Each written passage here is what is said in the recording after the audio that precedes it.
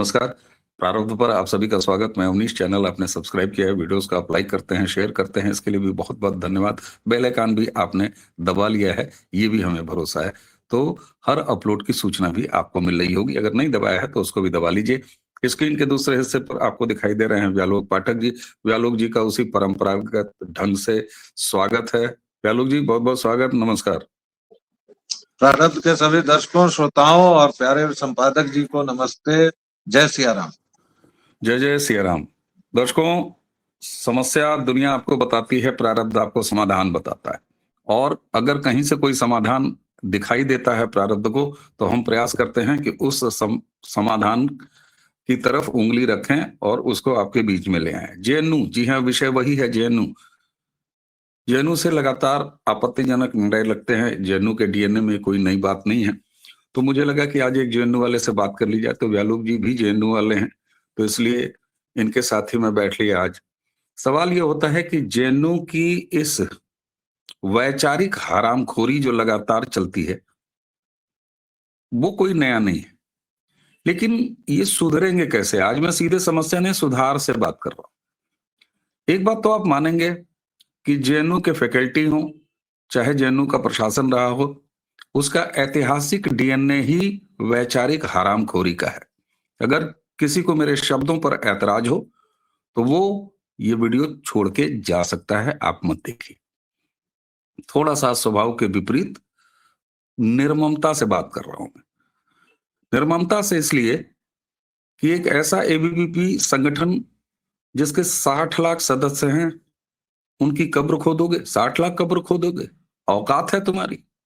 वैसे भी तुम अंतिम क्रिया के, वो जो हमारी सनातनी परंपरा है, वो तो तुम्हारी जबान से निकल नहीं सकता। और अब तुम केवल एक कोई वैचारिक विरोधी नहीं हो। जेएनयू तुम्हारा वो अड्डा है जहां से तुम भारत की संस्कृति पर हमला करते हो। तो भाई साहब, तुमको दुरुस्त किया जाएगा। अब आते हैं समाधान। इतना भाषण मैंने झाड़ दिया दर्शकों। समाधान क्या है?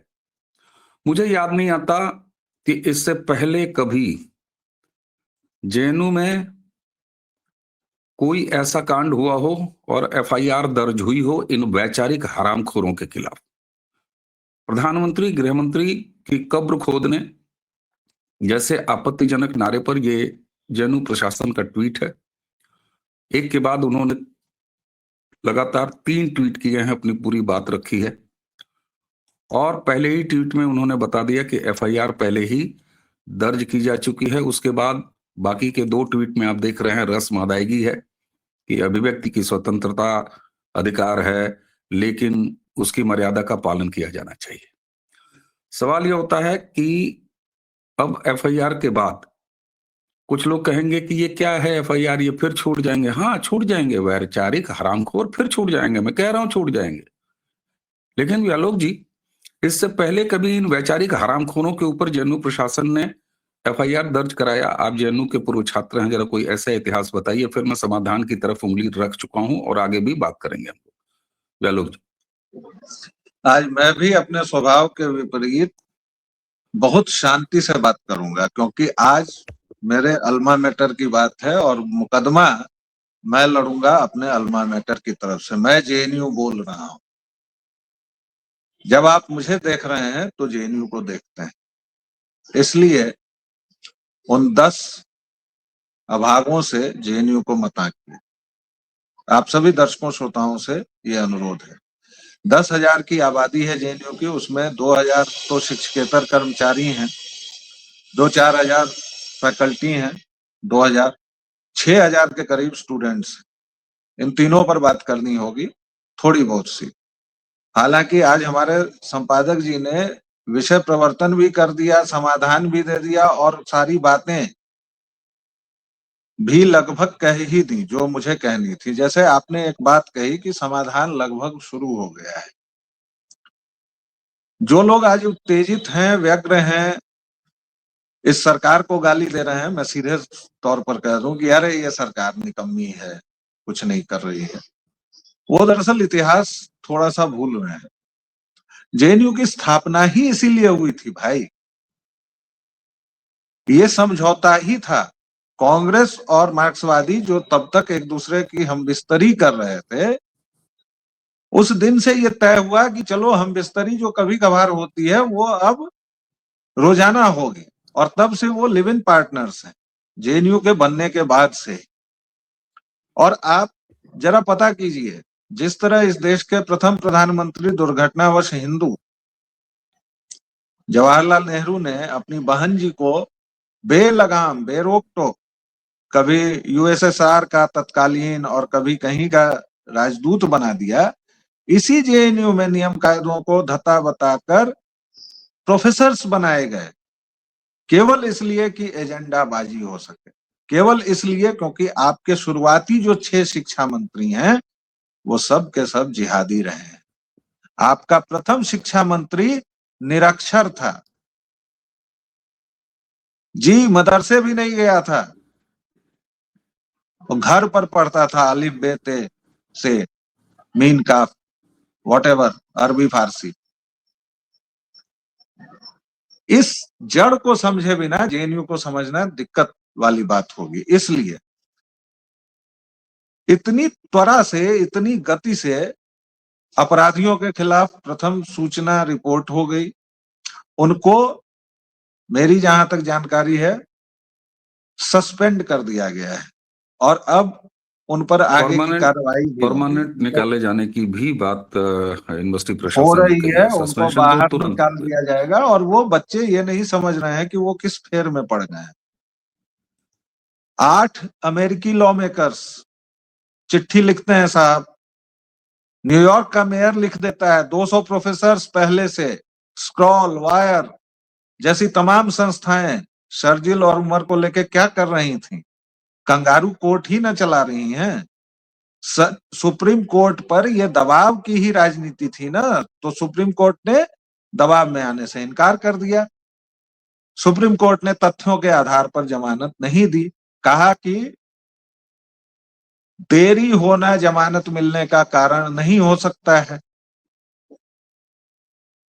तो एक डायलॉग था फिल्म अग्निपथ में, जेनजी वाले आप लोगों के ऋतिक या ऋत्विक वाले अग्निपथ में नहीं, ये हमारे अमित जी वाले हाई वो वाले अग्निपथ में एक डायलॉग था कि हवा संभालो, टोपी संभालो दिनकर सेठ, हवा तेज चलता है, टोपी उड़ जाएगा।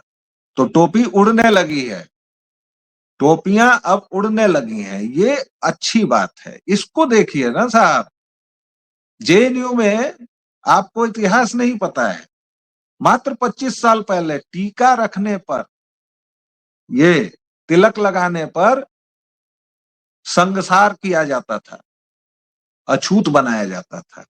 उसी जेएनयू में मात्र 25 साल पहले, ज्यादा दिनों की बात नहीं है साहब, जेकेएलएफ के आतंकी को मंच दिया जाता था। उसी जेएनयू में अशोक सिंघल को जब प्रवेश करना था तो लड़के लड़कियां कार के आगे लेट जाते थे।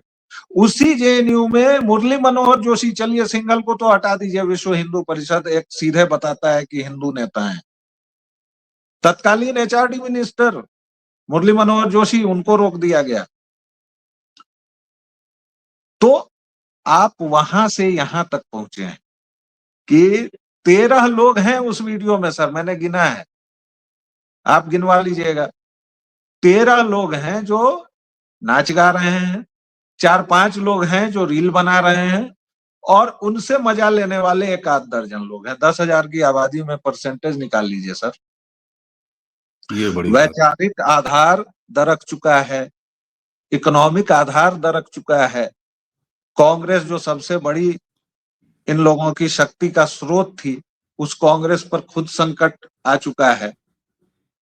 तो जनाब, अब समय है, समाधान है कि बड़ी लकीर खींचिए, और जेएनयू बर्बाद हो चुका है, ये आप और हम क्या बताएंगे।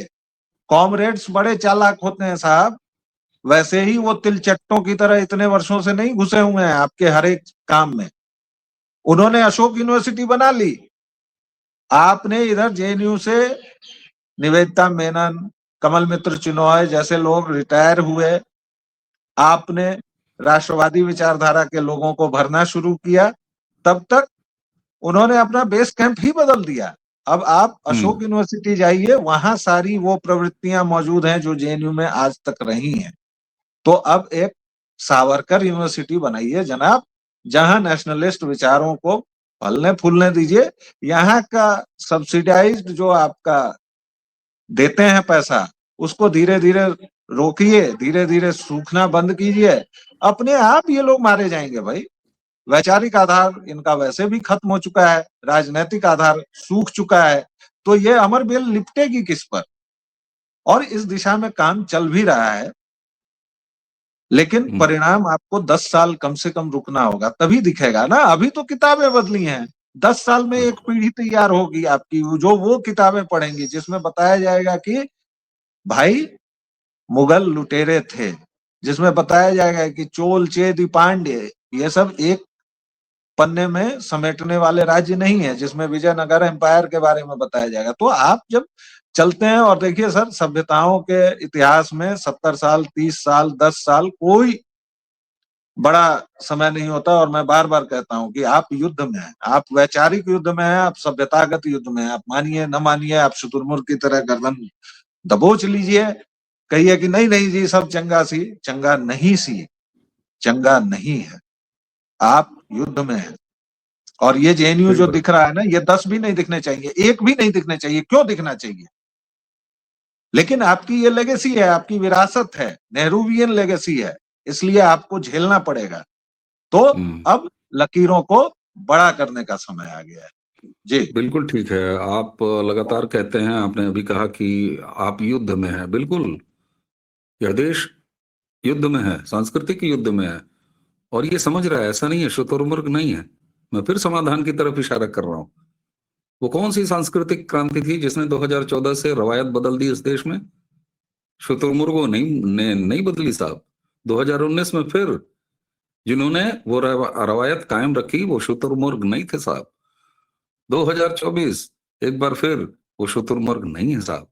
एक के बाद एक राज्यों में इस तरह से राष्ट्रवाद का उभार होना, ये शुतुरमुर्ग नहीं कर रहे हैं। इसलिए देखिए, एक तरफ वहां भी समाधान है, राजनीतिक समाधान हम ही आप निकाल रहे हैं। जनों के इतिहास का खाली एक लाइन, उसके बाद जरा चलेंगे कांग्रेस के पाप पर। जनों में एक प्रोफेसर हुआ करता था, नामवर सिंह, बड़ा नामवर।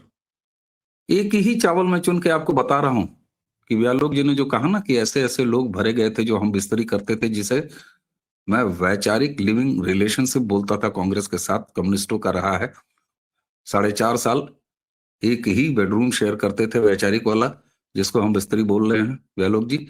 और उसके बाद चुनाव के 6 महीने पहले तलाक तलाक तलाक, और उसके बाद हलाला करने के लिए उतर जाते थे दिखावे के रूप में लोकतंत्र के मैदान में। और उसके बाद फिर चुनाव लड़के एक दूसरे के खिलाफ वापस उसी कमरे में वैचारिक रूप से अपना हम बिस्तरी फिर से जारी रखते थे। ये इतिहास है। नामवर सिंह का नाम सुना होगा आपने।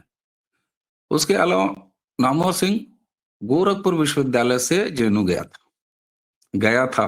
सुनिए इतिहास, सुनिए, मैं कैरेक्टर रोल बांच रहा हूं। हुआ ये साहब कि शकुंतला आधारित एक नाटक, जिसमें एक पीएचडी करती हुई लड़की को रोल दिया और नामवर ने उसके साथ ग्रीन रूम में बदतमीजी की। उसके बाद उसको निलंबित किया गया। ये बेरोजगार होके 1.5 से 2 साल घूमता रहा, और उसके बाद फिर इन गिरोहबाजों ने, लाल चड्डी बाजों ने, इस नामवर को न जाने कौन सा बड़ा नाम देकर जेएनयू में घुसा दिया। जरा चेक करिएगा, ये है इनका कलंकित इतिहास। इनका स्त्री विमर्श नारी देह से शुरू और नारी देह पे खत्म। ये है इनका वैचारिक इतिहास। बहरहाल एक और वीडियो दिखाता हूं, और देखिए आप, इलाज हो रहा है। मैंने सीधा सवाल पूछा था व्यालोक जी से कि क्या इससे पहले कोई इतिहास है कि इन वैचारिक हरामखोरों के खिलाफ कभी जेएनयू प्रशासन ने खुद मुकदमा दर्ज कराया हो? नहीं कराया। यहां से शुरुआत होती है और लड़ाई लंबी है। इसीलिए मैं कहता हूं कि सत्ता की निरंतरता। व्यालोक भाई, एक अवैध गर्भ ठहरा है कांग्रेस को फिर। उसकी एक चवन्नी ने राजनीतिक हलाला कराया है, और इतनी फर्टाइल है वो चवन्नी कि उसको एक ही बार के हलाले में ठहर गया है। आइए दिखाते हैं दर्शकों जरा वीडियो। हाँ, आज इन जो इनके वेनेजुएला लिए में हुआ ऐसे ही इस तरह शब्द से कुछ इस्तेमाल करने। होगा? ये आप देख रहे हैं, इसका नाम है पृथ्वीराज चौहान। न जाने क्या खा के इसके माँ बाप ने इसका नाम जो है पृथ्वीराज चौहान लिखा। कांड इसके मोहम्मद गोरी वाले हैं हमेशा से। अब इसको वेनेजुएला ठहरा है। अब किस वैचारिक छिद्र से वो वेनेजुएला इसका बाहर आएगा, जरा सुनिए दर्शकों ये क्या रहा है। तो अब सवाल ये कि क्या जो वेनेजुएला में हुआ इस तरह से कुछ होगा क्या भारत में? हमारे प्रधानमंत्री को किडनैप करके ट्रम्प साहब ले जाएंगे क्या? अब वही बात बची है बस। एक ही बात बचा है बस कि किसी तरीके से वो नरेंद्र मोदी को सत्ता से बाहर कर दे। ऐसे पॉलिटिकल हलाला करा के और उम्मीद पोर्टल से पहले ही उम्मीद से आ जाने वालों के लिए क्या कहना है सर? इसको काम पर लगाया है क्या इस वैचारिक और भाई पॉलिटिकल साहब बुरहनला को? ऐसा है कि ये जरूर इसको बड़े दरबार यानी जो सुपर परिवार है कांग्रेस का, वहां से कुछ इशारा मिला है। अभी निकाय चुनाव होने वाले हैं और चीजें ये लोग अब समझ गए हैं कि बिल्कुल घृणा के उच्चतम स्तर तक जाकर भी इसको नकारा नहीं जा सकता है कि मोदी यानी भाजपा लगातार तीसरी बार सत्ता में आ गई। और जहां तहां इनकी सरकार छिटपुट बनी हुई है जिन राज्यों में, वहां जो अनरेस्ट है, वहां जो असंतोष है, उससे इनको राह आगे की दिख गई है। और ये चवन्नी जो आप दिखा रहे हैं, इससे पहले एक बड़ी अठन्नी हुआ करता था, उसका नाम था मणिशंकर अय्यर। मैं तो प्रसन्न हूं इस बात से। देखिए, मैंने आज कहा है कि आज मैं एकदम सब चीजों में सकारात्मकता खोजूंगा। आज मैं एकदम हैप्पी बॉय बन के रहूंगा। तो सकारात्मक यह है कि इस ससुर ने कम से कम ट्रंप को अपना वैचारिक बाप बनाया है। वो तो इमरान खान बाप की उस समय बतार, था या कौन था पता नहीं, पाकिस्तान पहुंच गया था मणिशंकर बाप की अय्यर। बतार। अब पता नहीं, जो भी था, अब पाकिस्तान में वो हाजिरी लगा रहा था कि साहब हमारे यहाँ का तख्ता पलट दो। ये पृथ्वीराज चौहान, मैं तो भाई देखिए, मैं तो आप प्रारब्ध के मंच से सभी क्षत्रिय संगठनों से करना चाहूंगा अपील। जो भी करणी सेना, भरणी सेना, मां पद्मावती सेना, जितनी सेनाएं हैं, सब एकजुट होकर इससे कहें कि ससुर पहले तुम नाम वापस करो। पृथ्वीराज का जो तुमने नाम डुबोया है, और चौहान का, चौहान ये चौहान लिखते हैं, अब चौहान चौहान दोनों एक ही हैं।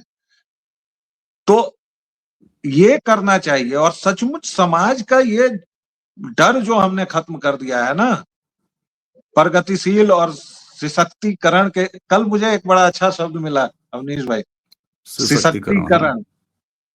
लड़का लिख रहा है लगातार फेसबुक पर। मैं उसको जानबूझ के शिष्कतीकरण पढ़ता था कि एक नजर में जनता को वो समझ में ना आए। तो कल किसी ने मुझे सुधारा, कहा कि नहीं सशक्तिकरण है। तो ये जो दौर है सशक्तिकरण और इसका, इसमें ये लोग कब किससे हलाला करवाएंगे, कब कहाँ सो जाएंगे, इनकी जब, मैं कहूंगा कि इनकी यूएसपी वही है कांग्रेस वालों की। इन्हें आता ही वही। ये यत्र तत्र सर्वत्र कहीं भी सो सकते हैं, ठीक है, कहीं भी हम बिस्तर हो सकते हैं। और यही वजह है कि इन्होंने 70 वर्षों में देश का इतना नुकसान कर दिया जितना हमारे 1200 वर्षों की गुलामी ने नहीं किया। बस इतना ही इस घटिया पार्टी के बारे में मुझे कहना है। बिल्कुल साहब। तो देखिए, एक तरफ वैचारिक हरामखोरों का इलाज खुद उनके गार्जियन कर रहे हैं, यानी उनका विद्यालय कर रहा है, उनकी यूनिवर्सिटी कर रही है। तो ये एक समाधान है। समस्या आप सब जानते हैं, इसलिए आज हम लोगों ने दोनों पर केवल समस्या की बात की। और ये जो अभी गोरी को मैंने दिखाया है, जिसने फर्जी तरीके से पृथ्वीराज नाम रख लिया है, कांग्रेस, जानते हैं क्या हुआ है? महाराष्ट्र के विधानसभा चुनाव में जो लोकतांत्रिक हलाला किया विपक्ष का महाराष्ट्र की जनता ने, और उसके बाद जो निकाय चुनाव में डबल हलाला, एक बार फिर तीन तलाक वाला फिर हलाला करेंगे। और अब बीएमसी के शहरी निकाय चुनाव आ रहे हैं, तो ये तीसरी बार हलाला। इसलिए बार बार इसको जो है पॉलिटिकल गर्व ठहर रहा है, क्योंकि बड़ी उर्वरक जमीन है नकारात्मक लोगों से हलाला करवा के और उसकी खेती करने वाली कांग्रेस का। इसलिए कांग्रेस उर्वरक किसी तरह बने रहो, और लेकिन ये देश लोकतांत्रिक हलाला तुम्हारा लगातार कर रहा है, तुम्हारा भी, तुम्हारे नेताओं का भी, तुम्हारी विचारधारा को सपोर्ट करने वाले, और तुम्हारे लिए वो जो पैदल सेना जो लाल चड्डियां पहन के तुमने पाला था जेएनयू में, उनका भी इलाज हो रहा है। दर्शकों, थोड़ी सी आक्रामकता है, आक्रामकता बहुत जरूरी है। कारण ये कि समस्या जब बताता हूं तो बड़ा गंभीर होकर बताता हूं, समाधान आज है तो सीना 56 इंच का है। उनसे नहीं भाई, उनका तो वाकई 56 इंच का है, दिल्ली वाले साहब का। तो अपना भी सीना 56। इसलिए निराश मत होइए, निराशा की कोई आवश्यकता नहीं है। 2 उंगलियों की क्रांति 2014 से जो शुरुआत हुई है, राज्य राज्यों में जा रही है, इसको और बढ़ाते रहना है, और सत्ता की निरंतरता होगी लगातार, तो ये सारे वैचारिक और राजनीतिक पिस्सू हरामखोर निपट जाएंगे। कलो जी, आपने समय दिया, आपका बहुत बहुत धन्यवाद। दर्शकों, आपने इतना समय दिया इसलिए आपका बहुत बहुत धन्यवाद। और मैं वो धमकी वापस लेता हूं जो मैंने कहा था कि जिन्हें आज मेरी भाषा थोड़ी सी आक्रामक लगे वो वीडियो छोड़ के जा सकते हैं, लेकिन मुझे उम्मीद है कि मेरा एक भी दर्शक वीडियो छोड़ के नहीं गया होगा। क्यों? क्योंकि आप जानते हैं कि हमारी भावना कैसी है। भावना हमेशा सकारात्मक रहती है, लेकिन कभी कभी आपको अलग अलग तड़के वाले खाने भी देना हमारी जरूरत है। इसलिए मैं फिर कहता हूं, निराश होने की कोई आवश्यकता नहीं, हम सही रास्ते पे हैं और सही इलाज कर रहे हैं। चैनल आपने सब्सक्राइब किया है, वीडियोस को आप लाइक करते हैं, शेयर करते हैं, बहुत बहुत धन्यवाद।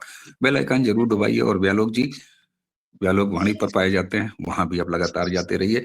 तो इसी उम्मीद के साथ कि हमारी 2 उंगलियों की क्रांति जारी रखेगी, आज के इस वीडियो को समाप्त करने के लिए मैं उनमें से एक उंगली का इस्तेमाल करता हूं, और आप सभी को प्रणाम करता हूं। नमस्कार, जय जय श्री राम।